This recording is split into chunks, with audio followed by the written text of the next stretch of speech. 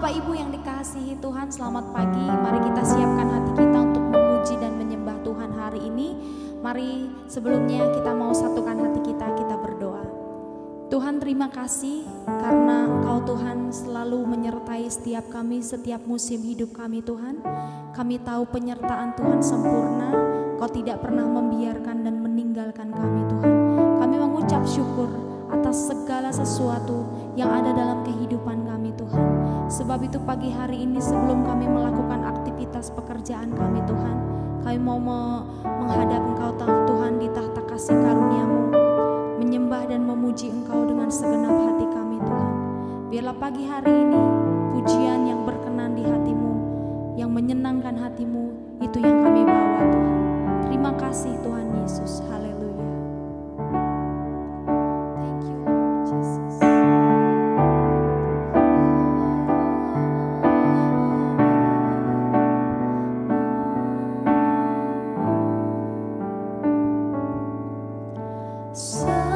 Semusim berlalu, namun Kau selalu peliharaku.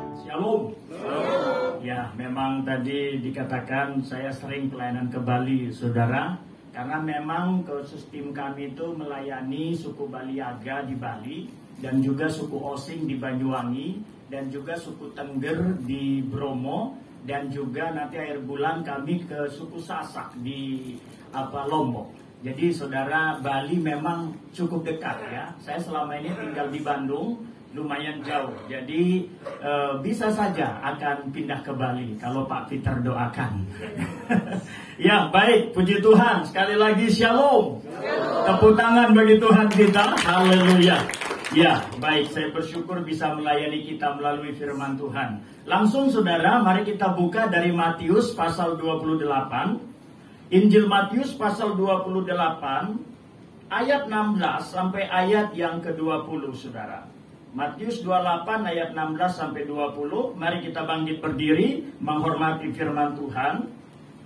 Kita akan membaca Matius 28 ayat 16 sampai 20. Saya baca ayat 16, saudara baca ayat 17, kita bergantian. Dan ke-11 murid itu berangkat ke Galilea, ke bukit yang telah ditunjukkan Yesus kepada mereka. Silakan.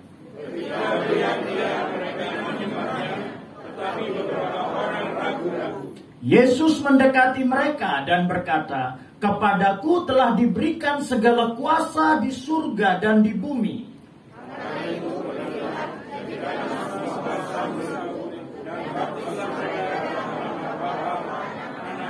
20 bersama-sama. Dan ajarlah mereka melakukan segala sesuatu yang telah kuperintahkan kepadamu, dan ketahuilah aku." Amin. Silahkan duduk, saudara. Perikop ini keluar setelah Yesus dibangkitkan, saudara. Ya, kalau saudara lihat dalam ayat 1, judulnya kebangkitan Yesus. Maka di ayat 10 di sana dikatakan, maka kata Yesus kepada mereka, setelah Yesus bangkit, Jangan takut, pergi dan katakanlah kepada saudara-saudaraku supaya mereka pergi ke Galilea, dan di sanalah mereka akan melihat aku. Maka tadi kita baca ayat 16, dan ke-11 murid itu berangkatlah ke Galilea, ke tempat yang Yesus tunjukkan. Saudara, satu perikop ini keluar, saya bilang ini perikop penuh kemuliaan. Karena perikop ini, firman yang saudara sekarang kita dengar, ini firman setelah Yesus bangkit. Yesus bangkit penuh kemuliaan. Amin. Sekaligus ini firman kemenangan. Ya, jadi kalau saudara mau jadi orang Kristen dalam kemenangan, ini firmannya. Kita harus ada di sini. Karena tadi saya katakan, perikop ini setelah Yesus bangkit. Banyak yang lain Yesus ucapkan, tapi banyak sebelum bangkit, bahkan sebelum mati. Dan saudara, di perikop ini kalau kita lihat, di sini ada pembangunan kekristenan yang ideal. Jadi saudara dan saya bisa menjadi orang Kristen yang baik, bisa menjadi orang Kristen yang benar, bisa menjadi orang Kristen seperti yang Tuhan mau. Cukup dari perikop ini. Maka saya bilang perikop ini luar biasa. Karena di sini saudara dan saya bisa bangun Kristen seperti yang Tuhan mau. Tanpa ada yang lain, ini saja cukup. Asal saudara paham. Di sini ada 3 tingkat Kristen. Karena memang Kristen kita ini ada 3 kelas. Ada 3 tingkat. Pertama adalah Kristen yang berkumpul atau beribadah. Yang kedua adalah Kristen yang menyembah. Ya, yang ketiga adalah Kristen yang misioner. Kristen itu 3 level, saudara. Kristen itu 3 tingkat. Nah, sekarang tinggal saudara cek, kira-kira hidup saudara itu di level mana dan ada di tingkat mana. Dikatakan di sini, Yesus menyuruh mereka ke Galilea supaya mereka melihat Dia. Tujuannya mereka berkumpul, bersekutu. Maka Kristen itu dimulai dari bersekutu. Dimulai dari berkumpul. Dimulai dari ibadah. Ada amin? Seperti saudara dan saya saat ini, kita ibadah, kita berkumpul. Ya, dan yang utama dalam ibadah kita berjumpa melihat Yesus. Ya. Nah, orang yang berkumpul itu melihat Yesus. Makanya kalau saudara banyak berkumpul, banyak bersekutu, banyak ibadah di gereja, di komsel, di persekutuan, pasti saudara banyak melihat Yesus. Orang yang beribadah melihat Yesus. Ya, ibadah itu adalah dasar kekristenan. Tapi saudara dan saya jangan bangga kalau sudah ibadah. Karena ini baru dasarnya. Ibadah rumah itu ini baru pondasinya. Saudara kalau punya rumah, punya pondasi, udah selesai belum rumahnya? Belum ya. Memang dimulai bangun pondasi. Tapi kalau baru pondasi, belum selesai. Makanya kalau orang punya rumah baru selesai pondasinya, itu belum bisa dia tinggalin. Sama dengan ibadah. Tadi saya bilang, habis ibadah kita jangan senang dulu. Karena ibadah ini baru SD-nya Kristen. Ini sekolah dasar. Jadi saudara yang beribadah hari ini sudah masuk sekolah dasarnya. Kalau ada orang Kristen gak suka ibadah, sekolah aja enggak.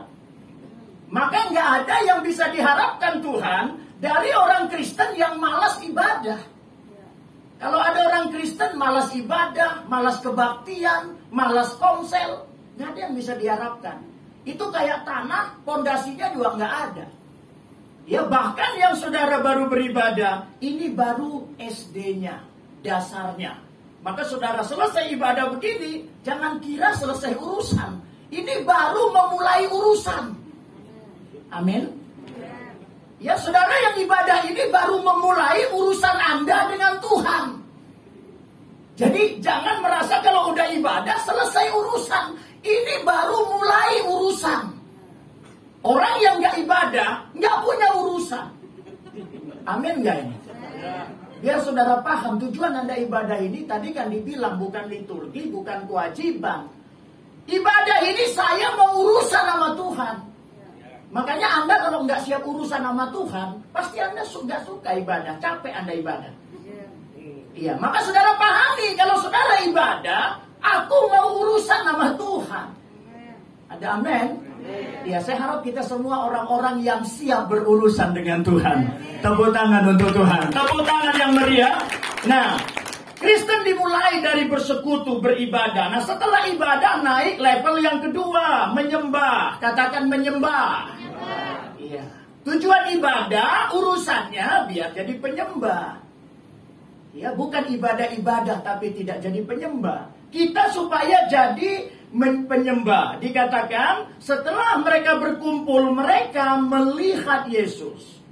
Dan setelah melihat Yesus, mereka menyembahnya. Ya, tingkat kedua Kristen itu menyembah, itu tingkat remaja. Kalau ibadah itu tingkat kanak-kanak. Ya. Orang yang jadi penyembah di sini berkatnya mengalami kuasa. Ya, makanya saudara kalau mau mengalami kuasa, jadi penyembah. Kalau hanya beribadah tidak menyembah, hanya melihat. Enak mana, melihat atau mengalami?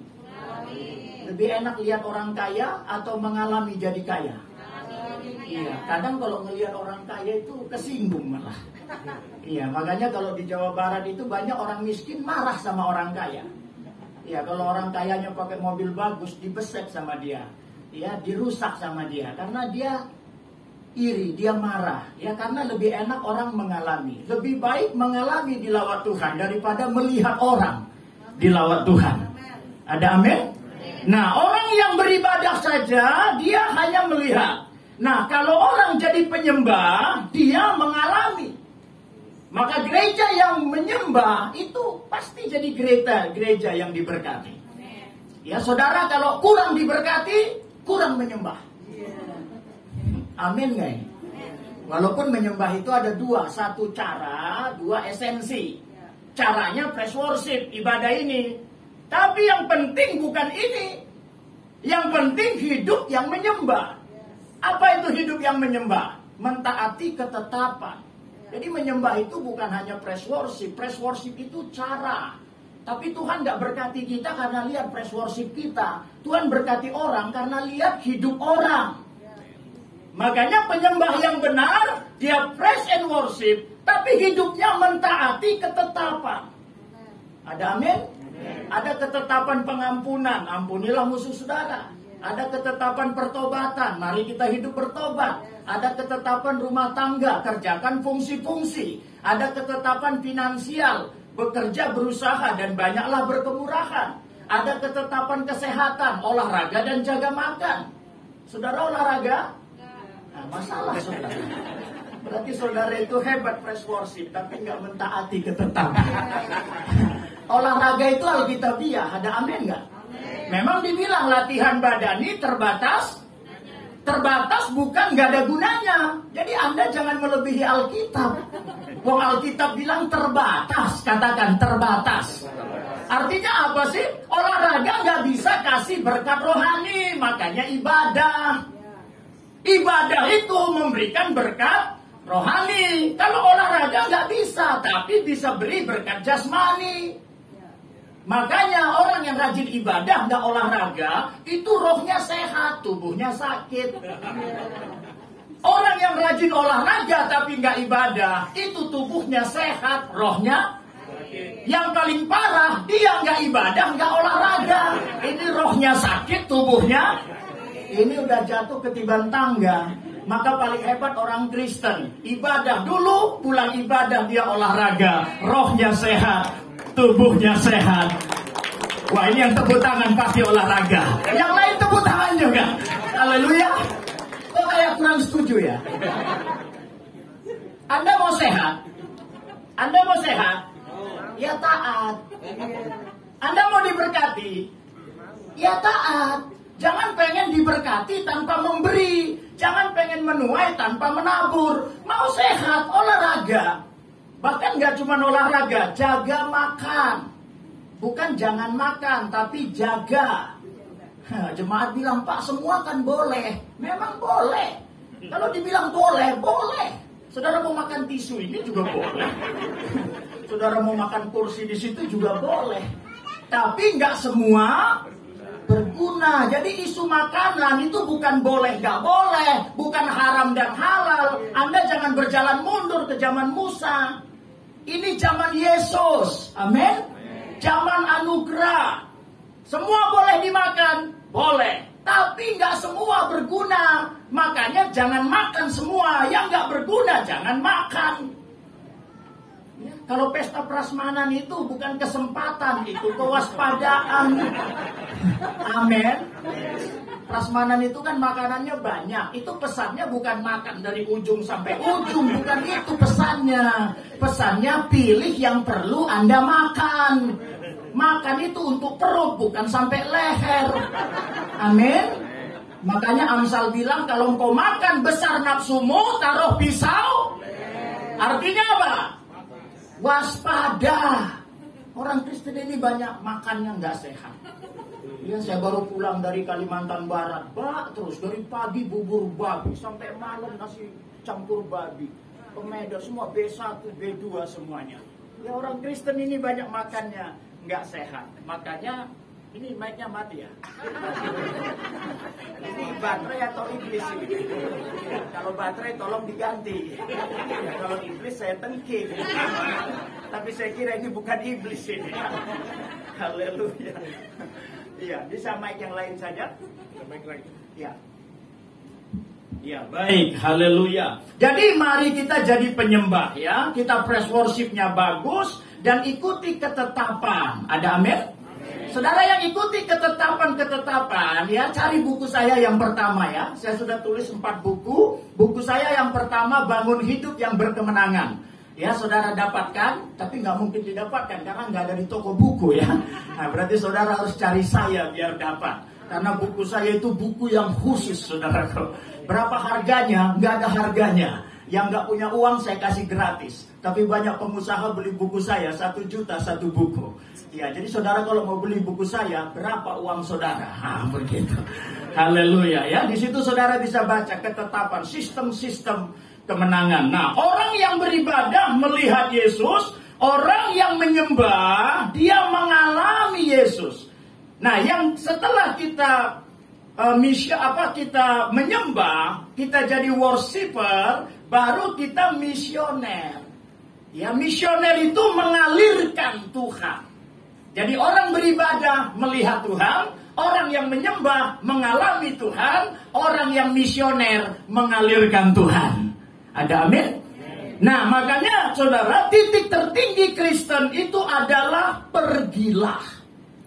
Ya, makanya ayat 16 mereka, ayat 17 mereka melihat Yesus, ayat 18 mereka mengalami kuasa Yesus, ayat 19 mereka pergi untuk Yesus. Nah, sekarang mari kita bangun Kristen kita. Kita mulai dari beribadah, rajin beribadah, biar saudara banyak melihat Tuhan. Lalu kemudian jadilah penyembah supaya saudara diberkati Tuhan. Tapi setelah diberkati, katakan setelah diberkati. Ya, setelah mengalami kuasa Tuhan, kita harus misioner. Ya, kita harus pergi. Makanya kalimat terakhir di sini Tuhan berkata, pergilah jadikan semua bangsa menjadi muridnya. Ini target Tuhan. Ya, jadi apa sih target Tuhan untuk orang Kristen? Bukan hanya ibadah. Apa target Tuhan untuk kita? Bukan hanya diberkati, tapi target Tuhan untuk kita supaya kita bisa memuridkan semua suku bangsa. Haleluya. Tepuk tangan bagi Tuhan kita. Jadi apa panggilan tertinggi orang Kristen? Menjadikan bangsa murid Tuhan, itu panggilan. Jadi saudara dan saya ini guru-guru bangsa. Haleluya. Ada amin? Saudara ini bukan hanya anggota gereja. Saudara bukan hanya orang yang akan diberkati. Bukan. Tapi saudara adalah orang-orang yang memuridkan bangsa. Maka setelah COVID ini saya rindu gereja di seluruh Indonesia. Ya, saya pelayanan keliling Indonesia. Tapi sekalipun saat ini saya lihat gereja tidak siap. Mohon maaf, gereja belum siap misioner. Banyak jemaat belum siap misioner. Ya, gereja hanya siap beribadah. Gereja hanya siap menyembah. Gereja hanya siap diberkati. Tapi gereja masih lemah untuk misioner. Padahal tadi saya bilang, panggilan tertinggi kita misioner. Nah, saya harap pagi hari ini juga lewat firman ini kita nggak hanya beribadah, kita nggak hanya menyembah, tapi kita bisa misioner. Haleluya, menjadikan semua bangsa murid Tuhan Yesus. Ya, boleh buka slide yang tadi saya kasih. Saya ingin menjelaskan kepada saudara, karena sasarannya di sini jadikan semua bangsa. Ini sasarannya, ini targetnya. Amanat agung sebuah perintah Tuhan Yesus bagi gereja. Kita adalah gereja, katakan amin. Gereja itu 3 tingkat ya. Gereja pribadi, gereja organisasi, gereja universal. Jadi minimal secara pribadi kita itu gereja. Nah, perintah Tuhan. Jadi kalau saudara gereja, maksudnya perintah ini juga untuk saudara. Ada amin? Terima amanat ini untuk kita. Ini perintah Tuhan bagi gereja untuk memuridkan bangsa bagi kemuliaannya. Maka tadi saya tegaskan kembali pada saudara, ya setelah kita melewati kemarin banyak ibadah yang berhenti melalui masa COVID yang begitu luar biasa, saya merasa setelah COVID kita perlu naik kelas. Ada amin? Ya, saya katakan COVID itu adalah ujian untuk dunia ini, ya termasuk ujian untuk gereja, dan setelah kita lewat harusnya kita naik kelas. Ya, makanya saya banyak khotbah tentang misi kemana-mana. Ya, dikatakan tadi supaya semua bangsa. Jadi bangsa-bangsa itu sasaran pelayanan gereja. Jadikan sasaran pelayanan saudara itu pemuritan bangsa. Pribadi saudara itu memuridkan bangsa. Gereja kita juga memuridkan bangsa. Bahkan semua gereja di bumi memuridkan bangsa. Karena amanat agung bilang, jadikan semua bangsa murid Yesus. Terus, saya ingin mengupas saudara 3 hal tentang kata bangsa. Supaya saudara dan saya bisa paham. Tadi saya bilang, karena sasarannya adalah bangsa. Pertama, bangsa itu mengacu kepada suku. Ya. Jadi kalau dikatakan tadi jadikan semua bangsa murid Yesus, kata bangsa itu tidak mengacu kepada negara, saudara. Ya, tidak mengacu bagian A. Pointer saya tinggal di Kalimantan Barat, saudara. Jadi saya harus pakai pointer bisa lebih enak. Jadi bagian A, bangsa itu bukan mengacu kepada keberadaan negara, karena wadah manusia. Ya, wadah manusia di bumi ini sebenarnya Tuhan lihat dalam suku. Jadi Tuhan kalau berkata, jadikan semua bangsa murid Yesus, itu bukan kepada negara. Karena kita di Indonesia ini seringkali saudara kata bangsa ini salah tafsir. Ya, kalau Pak Peter gitu khotbah ke luar negeri, wah maka teman-teman pendeta bilang, wah Pak Peter sekarang udah pendeta bangsa-bangsa. Iya, kalau Pak Peter nggak khotbah ke luar negeri, maka Pak Peter dianggap pendeta domestik. Iya, karena betul nggak Pak Peter kira-kira ya? Pendeta di Indonesia, gereja di Indonesia menerjemahkan bangsa itu negara. Makanya semua kelompok-kelompok doa itu paling banyak mendoakan negara atau kota. Ya, padahal bangsa itu mengacu pada suku. Ya, bangsa adalah suku, suku adalah bangsa, bukan negara. Saya seminar waktu ke Malaysia, seminar habis acara diajak makan sama panitia. Lalu waktu makan salah satu panitianya tanya saya, Pastor Petrus itu bangsa apa? Saya bilang saya bangsa Indonesia.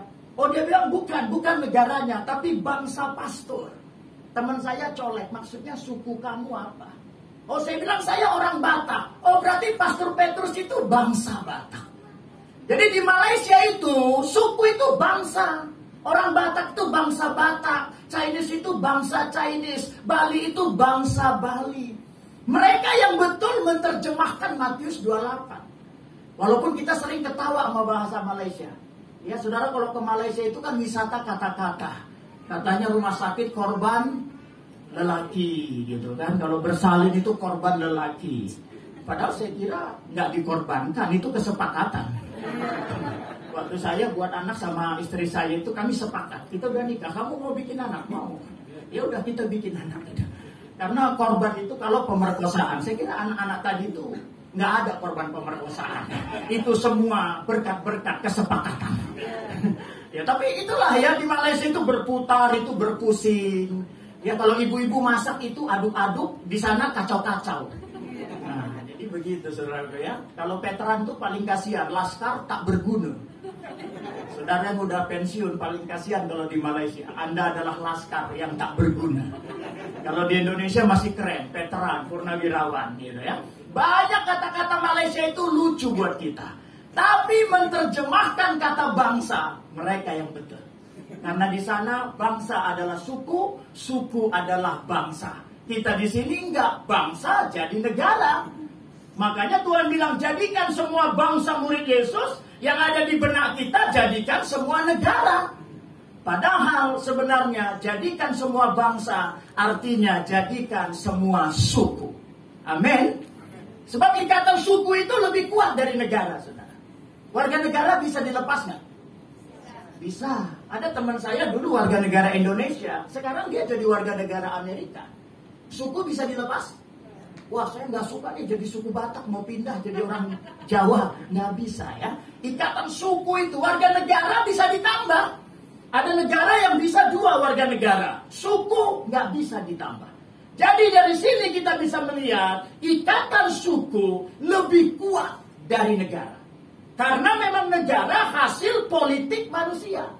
Makanya di semua negara yang berkuasa politik. Karena negara hasil politik manusia. Tapi suku itu wadah manusia. Tuhan sebenarnya nggak mengurus politik manusia. Kalau Tuhan urus politik manusia, Tuhan bisa kita politikin. Kita bisa akal-akalin. Tuhan terlalu rendah mengurus politik manusia. Tuhan mengurus manusia. Makanya wadah manusia di mata sorga itu adalah sukunya. Makanya hargai suku saudara, hormati suku saudara, berkati suku saudara, layani suku saudara, supaya semua suku kita menjadi murid Tuhan Yesus. Tepuk tangan bagi Tuhan kita ya. Nah, jadi biar kita paham, kata bangsa itu tidak mengacu kepada negara, tapi mengacu kepada keberadaan suku. Ini penting. Di Indonesia, firman amanat agung ini penting.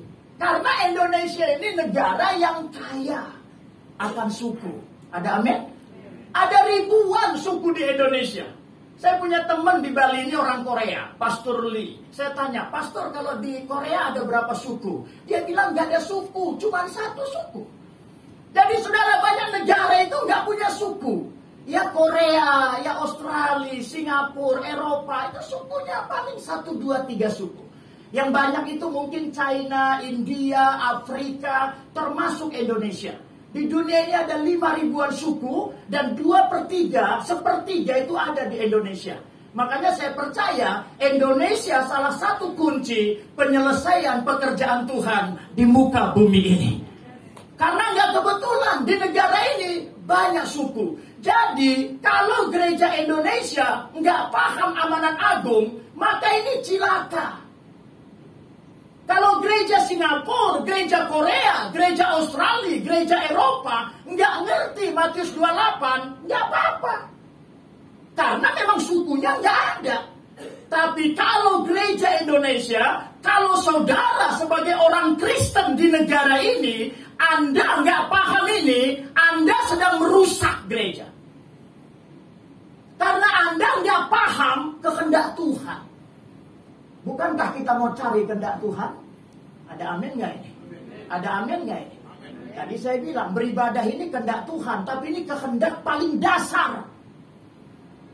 Tuhan nggak maksimal senang lihat Anda ibadah, belum. Ya, makanya orang yang biasa foto-foto itu kalau anak kita wisuda. Saudara pernah foto-foto waktu anak Anda tamat SD? Pernah? Rame-rame seperti ngumpul begitu. Oh, ayo kita bikin foto. Karena anak kita ini mau difoto dulu, ayo. Ya, biar beres ya. Ya, habis ini selesai ya. Ya, saya biar khotbahnya enak. Iya, haleluya. Tepuk tangan untuk Tuhan kita.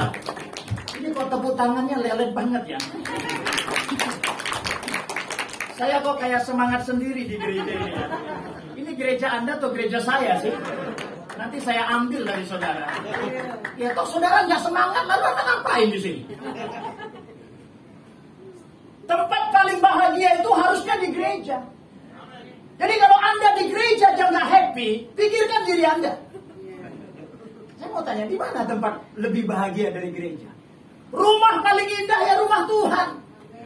Jadi harusnya gereja lebih bahagia dari mall. Gereja lebih bahagia dari pantai. Gereja lebih bahagia dari 21. Gereja adalah rumah yang paling membahagiakan. Amin. Yang boleh marah hanya pengkhotbah. Selain pengkhotbah, semua harus sukacita. Worship leader harus alirkan sukacita, bukan tekanan. Singer, musik alirkan sukacita. Anda jemaat alirkan sukacita. Berikan ekspresi, ini rumah Tuhan dan aku paling bahagia di sini. Satu hari di rumah Tuhan lebih baik. Amin. Di gereja kok muka pepaya. Cobalah pasang muka semangka. Anda di mall aja sedih-sedih di mall sana, di warung kopi Anda sedih-sedih di sana. Tapi kalau di gereja itu harusnya tempat paling bahagia. Tepuk tangan bagi Tuhan. Haleluya. Sampai saya lupa khotbah saya. Sampai mana tadi Maida? Kalau di Bandung Maida ini asisten saya. Iya, walaupun dia ngerasa guru saya, itu perasaan dia. Karena Maida itu selalu menang dalam perasaan. Dia kalau nyanyi fals, dia rasa bagus gitu. Saya kasihan lihat suaminya. Jangan-jangan kalau dia masak bayam merasa kangkung. Karena dia mainnya perasaan gitu.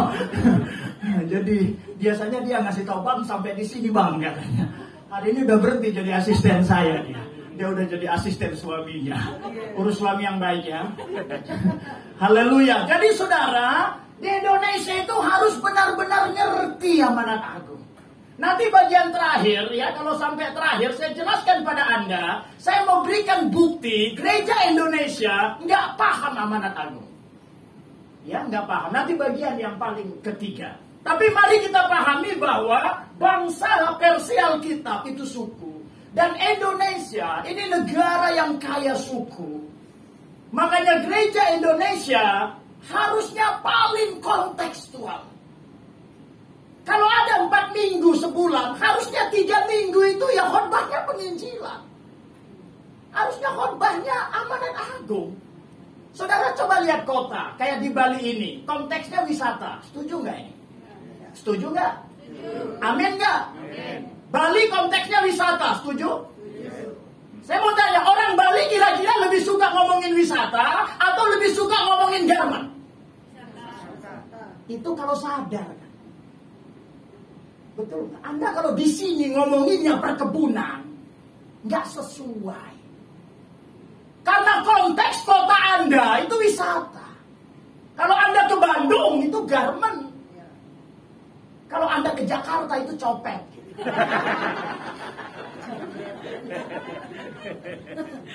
Makanya suasana terbang naik pesawat juga beda-beda. Saya kalau terbang ke Medan gitu ya, paling sering kursi saya didudukin orang. Itu kalau saya ke Medan. Karena keras-keras. Dia naik, dia dudukin kursi saya. Saya bilang, Amang, Minang, itu tempat duduk saya. Itu nomor saya. Dia bilang apa? Saya duluan. Masa mesti saya jelasin ini pesawat bukan angkot. Kalau angkot itu berebut, ini pesawat. Tetap nggak mau pindah. Ya daripada ribut ya kan. Jadi saya duduk tempatnya keras. Kalau dari Pontianak ke Kucing itu terbang, itu kayak orang sakit. Ya semua orang berobat, yang batuk lah, yang tipis. Jadi kita sehat juga kerasa sakit. Yang suasana pesawat itu orang sakit, ngomonginnya obat, dokter harga. Paling enak memang terbang ke Bali. Kalau terbang ke Bali itu ada senggol juga dia senyum aja. Karena orang ke Bali umumnya bahagia. Orang bahagia dimaki juga senyum. Jadi kalau Anda dimaki nggak senyum, Anda kurang bahagia. Dihotbahin kok cemberut. Nggak bahagia hidup Anda. Ya, orang kalau maki-maki saya ketawa. Saya senyum karena saya bahagia. Paling kamu iri. Paling enak. Jadi kita udah terasa konteksnya ke Bali gimana. Kalau saudara sering terbang akan terasa. Ya kalau saudara ke Indonesia Timur, udah siap-siap aja duduk di belakang. Ya, artinya masuk belakangan ke pesawat. Kalau mereka berebut semua. Seperti nyampe nya sama gitu.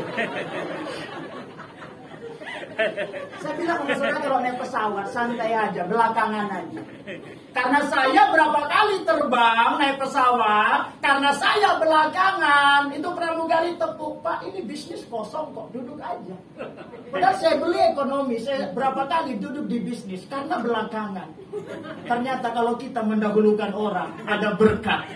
Makanya kalau makan, belakangan aja, sisanya 12 bakul. Jadi kalau ini ada makan, itu gak usah berebut, gak usah. Saya sering lihat Natal prasmanan gereja, silahkan makan. Oh, dorong-dorong. Ampun, saya bilang ini mentalnya ini perlu dididik. Dia pun disuruh makan, belakangan aja, santai. Kalau bayar utang baru duluan. Ini kebalik, makan di depan, bayar utang kayak nggak ingin belakangan. Jangan, orang Kristen bayar utang di depan. Untuk makan belakang saja. Haleluya. Ya jadi kalau Indonesia nggak ngerti amanat agung, gereja cilaka. Itu sama dengan Anda di Bali nggak ngerti wisata, Anda pasti celaka di sini. Karena semua konteksnya wisata. Ya saya harap saudara paham. Makanya amanat agung Matius 28. Mohon maaf, kapan terakhir Anda dengar ayat ini? Kapan terakhir ini dihotbahkan? Ya, setelah saya lihat paling jarang Matius 28 dihotbahkan di Indonesia. Ya, saya sering khotbah di Malang, saya pengkhotbah tetap di satu gereja terbesar di sinode itu di Malang. Dan teman saya bilang, selama saya jadi jemaat, nggak pernah Matius 28 dihotbahkan. Saya nggak larang saudara dihotbahkan anugerah. Saya nggak larang dihotbahkan penyembahan. Saya nggak larang dihotbahkan berkat. Saya nggak larang dihotbahkan minyak urapan. Dihotbahkan entertainment. Tapi jangan sampai semua hal itu nggak pernah menghotbahkan Matius 28. Saya mau tegaskan untuk Anda yang adalah gereja Indonesia, kontekstualnya adalah misi. Sekali lagi, gereja Indonesia kontekstualnya amanat agung. Jadi kalau di gereja Indonesia khotbah amanat agung jarang, cilakalah gereja. Dan tolong Anda jangan mencelakakan kita bersama. Karena kita ini satu tubuh. Yang setuju katakan amin. Tadi dibilang beragam-ragam, tapi satu. Tubuh ini kan satu. Makanya saya yakin gak ada orang ke pantai yang giginya sakit. Saya percaya gak ada mata indah melihat pantai kalau gigi sedang sakit. Pasti orang ke dokter gigi dulu. Karena mata itu gak akan bahagia. Saudara gak akan nikmati, giginya sakit lihatnya indah gitu.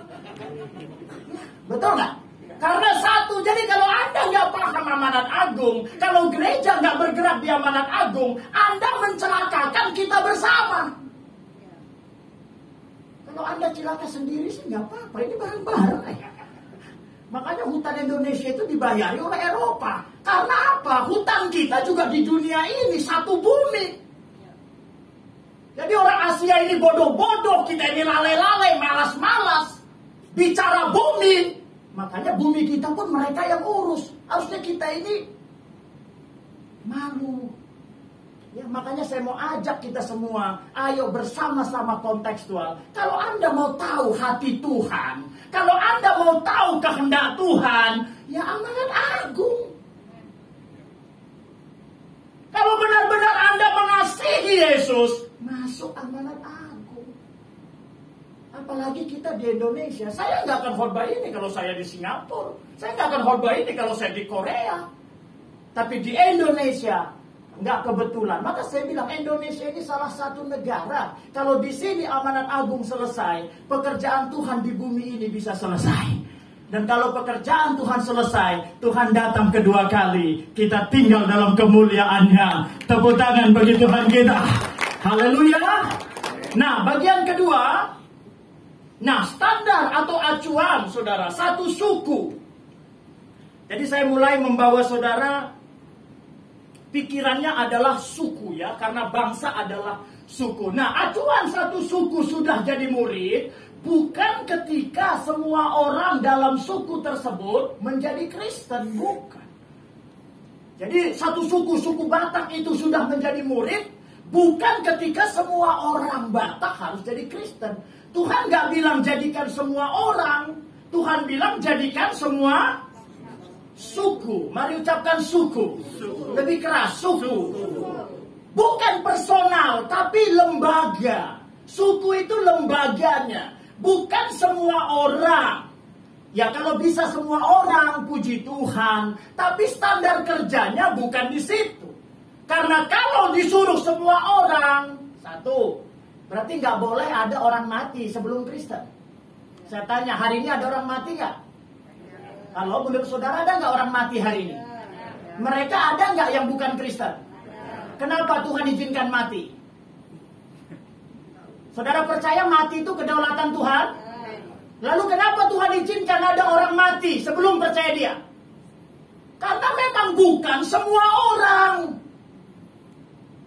Yang Tuhan suruh semua sukunya, bukan orangnya.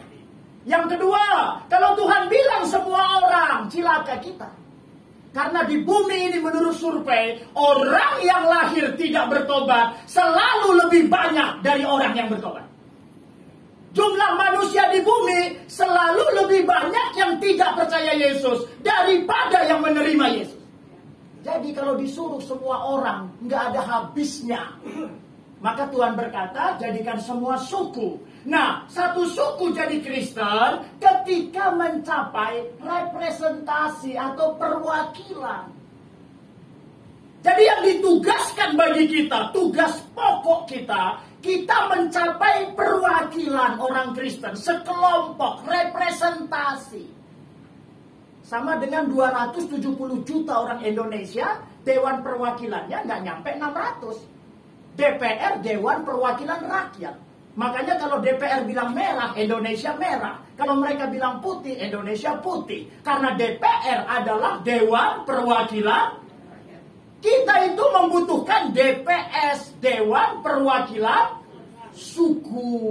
Jangan ke surga dulu, Maida, baru cepat. Nanti habis suku selesai baru surga. Tolonglah jangan mendahului pengkhotbah. Saya kasih mic ini bingung. Kalau Maida saya berarti tengking, kalau yang lain saya nggak berani. Saya takut nggak ditraktir makan. Kalau Maida ya memang nggak akan traktir, jadi saya tengking aja.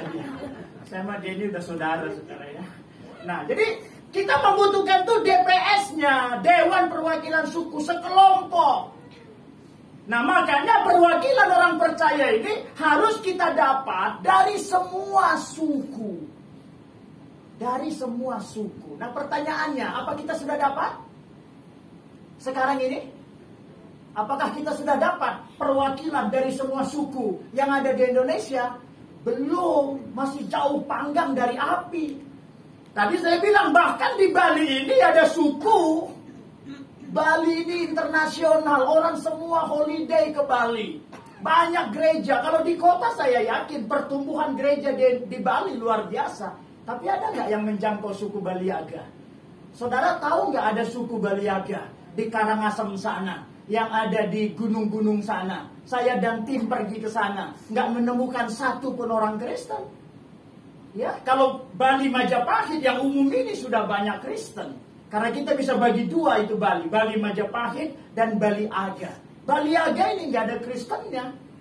Ya ini PR. Saudara ada di Bali, ada amin. Saudara ini di Bali apa di Medan? Bali. Di Bali apa di Eropa? Bali. Ada suku di sini. Anda jangan diam aja.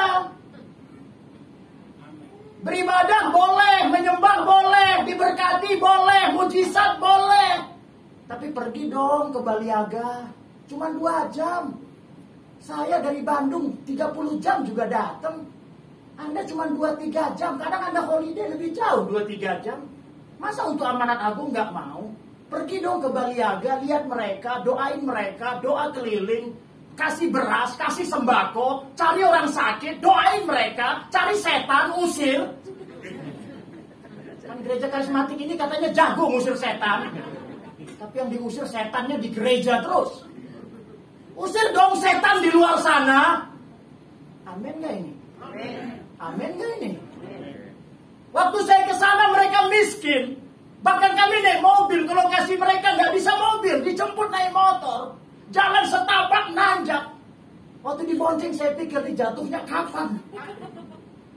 Wah, saya bilang ini Bali ada begini ya. Saya expose di Facebook saya, teman saya bilang jangan terlalu diekspos Pak Pendeta, nanti jadi gejolak, jadi masalah. Akhirnya saya hapus lagi, saya expose ke sorga. Inilah Tuhan. Amin. Pergilah ke Baliaga sana, doa keliling, penginjilan. Itu tugas gereja Bali, saudara.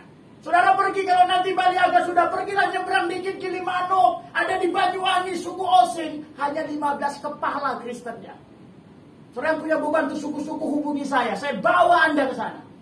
Kita ke suku Osing, kalau ibadah 15 orang, 15 kepala itu banyaknya lansia. Dalam hati saya ini kan nanti kalau mati semua gimana? Orang Bali ya, kalau Bali Majapahit udah ribuan, orang Batak itu jutaan Kristen, orang Kupang jutaan. Bahkan lebih banyak lalangnya udah daripada gandumnya. Iya, makanya kantong-kantong Kristen itu banyak kan gak bertobatnya, itu Kristen lalang. Karena lalang dan gandum itu juga tumbuh bersama. Tapi kita ke Banyuwangi, suku Osing hanya 15 orang. Doakan suku Osing supaya dari 15 bisa 50, dari 50 bisa 100. Ada amin? Ya, kita konsen. Saya hampir 2 bulan sekali ke suku Osing. Kesana lagi ada suku Tengger di Bromo sana. Suku Tengger, puji Tuhan, saya sudah belasan tahun bolak-balik suku Tengger, KKR, seminar, kasih bantuan. Saya dedikasikan untuk misi suku Tengger. Puji Tuhan, kemarin teman saya lapor, sudah ada 500 jiwa yang dimenangkan suku Tengger. Tepuk tangan untuk Tuhan kita, saudara. Ya, salah satu pemuridan suku yang sukses di zaman modern, suku Tengger di Bromo. Dan saya dan tim bersyukur kami terlibat. Maka sekarang kami bergerak ke suku Osing, kami bergerak ke suku Kangean di Madura, kami bergerak ke suku Baliaga, kami akan bergerak ke Lombok, ke suku Sasak. Kita kadang-kadang melupakan suku-suku ini karena yang ada di kepala kita negara. Pendeta juga sama, targetnya khotbah di negara. Makanya target pendeta ke luar negeri. Saya sejak tahu ini, ya saya nggak bilang banyak, tapi hampir 10 undangan khotbah luar negeri saya tolak. Saya nggak mau lagi ke luar negeri. Saya hanya 4 kali khotbah ke luar negeri. Lebih itu saya tolak. Dari China, dari Belanda, dari mana saya tolak. Karena jadi pendeta bangsa-bangsa nggak ada urusan ke luar negeri. Jadi pendeta bangsa-bangsa muridkan semua suku yang ada di Indonesia. Tepuk tangan bagi Tuhan kita, saudara. Jadi saudara nggak usah ambisius untuk ke luar negeri. Negara kita ini negara kaya suku. Kita ini banyak PR suku. Makanya mulai berdoa untuk suku, berdaya untuk suku, berdana untuk suku. Supaya suku dari Aceh sampai Papua jadi murid Tuhan Yesus. Suku bangsa penuh kemuliaan Tuhan. Ada amin? Ya, saya kemarin dari Kalimantan Barat, ada suku Melayu nggak tersentuh. Karena kalau ke Makassar ada Bugis, ada Amreka, ada suku Makassar dan lain sebagainya. Ya, dekat Jakarta ada Banten, ada Baduy. Selama ini kita nggak terpikir suku. Coba kapan saudara doa syafaat sebutkan nama suku? Hampir nggak pernah. Makanya gereja Indonesia itu kayak ditipu iblis. Ya, supaya kita nggak paham amanat agung, kita nggak paham Matius 28, kita ditipu oleh iblis. Karena iblis tahu, kalau amanat agung selesai, Tuhan datang. Kalau Tuhan datang, iblis dipenjara. Iblis paling takut dipenjara. Perkaranya ada di amanat agung. Makanya dia tipu kita, dia bikin kita sedikit menyeleweng, salah tafsir sedikit. Sehingga kita nggak lagi memikirkan suku-suku, kita nggak lagi mendoakan suku-suku, kita nggak lagi mengarah ke suku-suku, kita nggak mensupport pelayanan suku-suku. Ditipu iblis, karena iblis tahu kalau ini selesai, perkaranya akan diangkat. Mari sekarang kita nggak mau ditipu, kita mau bergerak sesuai amanat agung seperti Tuhan Yesus mau. Tepuk tangan untuk Tuhan. Haleluya. Yang terakhir saudara, bagaimana pergerakan gereja di Indonesia? Selama ini gereja di Indonesia menerjemahkan amanat agung sejauh church planting, yaitu pembukaan gereja cabang. Maka di Indonesia itu ada 300-an sinode, 300-an sinode, dan kalau dikumpul 300 sinode, sudah minimal ada kita 50.000 gedung gereja. Jadi di Indonesia ini sudah ada 50.000 gedung gereja. Karena ada satu sinode saja. Saya baru khotbah minggu lalu, saya tanya teman saya gembalanya, di sinode kamu berapa jumlah gedung gereja? Dia bilang 22.000. Itu sinode terbesar terlama Pentakosta di Indonesia. Saudara tahu, ya, 22.001 sinode, ya, belum yang lain. Jadi kalau digabung, mungkin di Indonesia sudah ada 50.000 gedung gereja. Tapi kita gagal memuridkan 1.000 suku. Apa yang salah? 50.000 gereja kita sudah bangun, tapi 1.000 suku kita nggak bisa muridkan. Apa yang salah? Karena pola pembukaan gereja tidak tepat. Kalau satu suku satu gereja saja, berarti hanya perlu 1.000 gereja. Katakan suku besar ada 1.000. Berarti kalau satu suku satu gereja, perlunya berapa gereja? 1.000. 1.000 gereja, amanat agung selesai. Sekarang gereja sudah 50.000. Tapi amanat agung belum selesai. Mungkin 20 tahun lalu, ratusan tahun ke depan, gereja di Indonesia 100.000. Mungkin 100 tahun ke depan, gereja di Indonesia 1 juta. Tapi pertumbuhan gereja tidak sejalan dengan pemuritan suku. Karena pembukaan gerejanya sembarangan. Makanya jangan heran, di satu jalan ada 10 gereja, di satu mall ada 5 gereja. Saya pergi ke Manado, ada 2-3 ribu gereja, hanya urus satu suku. Pergi ke Sumatera, ribuan gereja, hanya urus satu suku. Jadi amanat agung kita hanya sejauh pembukaan gereja. Makanya jumlah gedung gereja, apalagi di kota, bertumbuh luar biasa. Tapi hampir tidak ada gereja yang menyentuh suku. Hampir tidak ada gereja yang dibuka di Osing. Gereja yang ada di Baliaga. Gereja yang khusus suku Sasak. Gereja yang khusus Madura. Gereja nggak ada. Kebanyakan gereja kumpulan para pendatang. Jumlah orang bertambah, jumlah gereja bertambah, jumlah suku tidak bertambah. Siapa di sini asli orang Baliaga? Adakah di sini orang Bali, Baliaga? Satu pun tak ada. Lalu Anda siapa ini?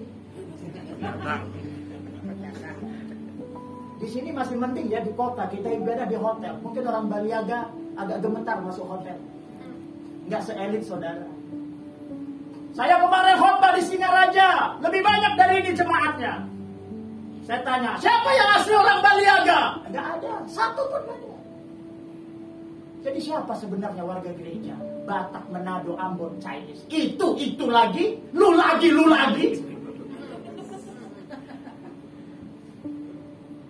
Gak pernah ada pertambahan suku. Padahal yang Tuhan lihat itu bukan orang, bukan gereja. Ekspansi atau pekerjaan Tuhan terjadi kalau ada suku baru yang dimenangkan. Kalau nggak ada suku baru, amanat agung nggak ekspansi. Kita jalan di tempat. Kita bergerak tapi nggak beranjak. Gereja kursi goyang. Kita bukan menuntaskan amanat agung. Maka mari saudara minimal mulailah berdoa sebagai gereja Indonesia. Mari berdoa supaya semua suku bangsa, supaya semua suku, minimal 1.000 suku di Indonesia bisa menjadi murid Tuhan Yesus. Berikan doa, berikan daya, berikan dana. Saya harap gereja kita di sini satu hari punya komsel. Ada amin? Punya komsel, haleluya. Komsel Baliaga. Jadi nanti ada orang Baliaga yang membuat komsel. Itu baru gereja amanat agung. Kalau ada komsel Baliaga, undang saya. Saya pasti datang. Haleluya. Tapi kalau saudara juga, ya saya datang juga. Tapi saya bagikan ini. Tapi kalau ada orang Baliaga, saya pergi ke Banyuwangi itu nggak cari gereja yang gede. Teman saya gerejanya besar ya, saya khotbah sekali sudah. Ya, tapi saya pergi ke suku Osing, hanya 15 kepala. Saya juga nggak pakai jas, nggak kayak begini, biasa aja. Hari ini pakai jas kan saya tahu, masih saudara pasti dingin. Makanya saya pakai jas. Kalian biar saudara tahu, pendeta juga punya jas. Karena saya banyak khotbah pakai batik. Pak Peter kalau banyak pakai batik nanti pendeta tanya, Pak Peter punya jas katanya. Saya ditanya Pak Petrus punya jas, dia kira kita nggak punya jas ya. Jadi kita keluarin juga jas kita pada waktu-waktu yang dibutuhkan. Haleluya. Saudara mau beramanat agung? Ya, amin. Ya, mari beramanat agung. Tepuk tangan bagi Yesus. Haleluya.